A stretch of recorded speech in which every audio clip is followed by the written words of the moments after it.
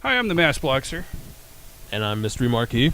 And so, Mr. E Marquee, tell me a little something about the Extreme pay-per-view that's coming up on WWE. How do you feel about that? It's still a little too early for me to make any kind of argument. I don't know. I'm a little bit intrigued by the whole Brock Lesnar Triple H one. That seems to be one of the early matches they've went ahead and mentioned. So Yeah, it seems like it's going to be pretty good, especially excuse me, after that WrestleMania match. that was a little brutal. I mean, so normally something we see when it comes to the Extreme matches of WWE nowadays. That's more what I was wondering about with the state of World Wrestling Entertainment and their affliction to not have blood and such as these things. Would you do away with a pay-per-view like this? It makes no sense. That's why I'm hoping that I've seen different little moments where they're kind of waning away from the PG. They'll let in a swear word or two. They'll throw in ass or whatever. Yeah. So personally, I would keep it around, but I can see how with it being Extreme Rules, you kind of want to see that little blood factor. A little bit. I mean, how can you expect to have a cage match and no blood? I mean, we've seen it multiple times, and it's just... I think it makes the cage match lose a lot of luster when you know that, hey, they're going to get their faces raked across the fence and nothing's going to happen. And I remember back in the day how you would have people bring heads of lettuce, just scraping it against the cage, and you're thinking, okay, somebody's going to get bloodied up. I can't wait. Yeah, absolutely. Is there any matches that you hope to see there? Maybe if they do decide to go with John Cena versus Ryback, how would you want to go about that? Honestly, the way that me personally, I would do a last man standing kind of match for something like that, where it's no rules. You pretty much got two bruisers that's just gonna beat up on each other. But chances are TLC they'll do something like that. TLC with that. Yeah. Yeah, I agree. Last Man Standing works for an Extreme Rules type of thing as opposed to a TLC or somewhere like you're bringing in some sort of metal object that used to correlate to blood on a person's face. I mean, that's just what you got used to seeing happen. But what I see happening now is that you're gonna see that there'll be one match where it's gonna be pretty bloody, but it's gonna probably be your main event, which is probably gonna be that match. True. If they go that direction, because I remember there was a while back where they stopped a match so that they could contain the blood and let it continue the match afterward. I believe it was an Iron Man match. Possibly. Yeah, I'm not too familiar. I don't remember. That was kind of silly to me. You missed TNA Impact this week, but last week was really good. It really was. I don't know if it was live this week because it was still in Corpus Christi, Texas. So I don't know if these were matches that were taped after the fact.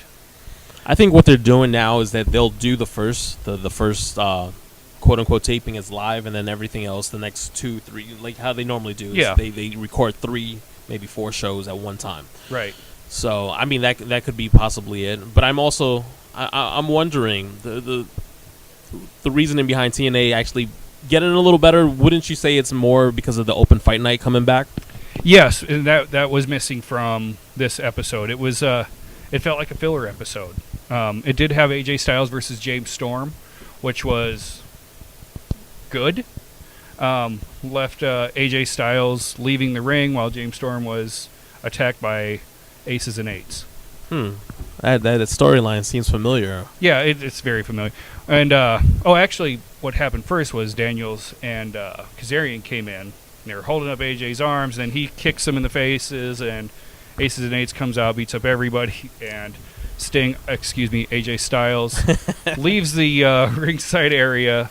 And see, that's the one factor that I like about this. That's a little bit different. You're bringing a third option in. You got Aces and Eights. You have TNA. Yes, and now this added. You got Kazarian and you got Christopher Daniels. I felt like it was eliminated too fast though, because it's already done. Like he's not joining them.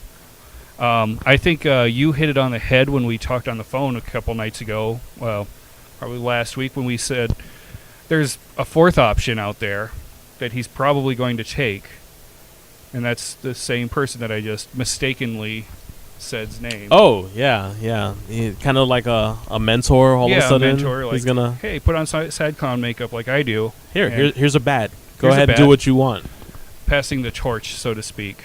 So, I think you're onto something as far as TNA goes, and with that. So, I guess we'll just have to see. Is there anything else in TNA that you are liking? Unfortunately, Aces and Eights just takes over the whole show. Yeah, but I've noticed the return of Sanjay Dutt. Always a great competitor. It's always great to see him wrestle. Petey Williams is back. Oh yeah. Seeing that Canadian Destroyer. He did it to Kenny King. I'm just this wondering past, what's going to happen in I guess in the near future. Come on in, guys. Don't worry about it. In the near future, with the whole they've been doing. Wait, is there an X Division match, kind of like the Ultimate X coming up or something? I think there is. There's something like that coming up. I unfortunately am not watching TNA as closely as I should because I usually enjoy it more. Honestly, this is probably going to be the time to watch it because of that X Division. They're bringing back other guys. It's kind of like when they brought back Austin Aries. Right. They brought him back, and then look what happened. Now you're bringing back Turned him into a Sanjay main Dutt. eventer and then into the tag team division.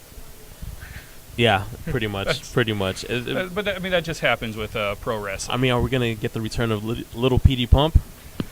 Yeah, who knows? He was. I like seeing him in full action again.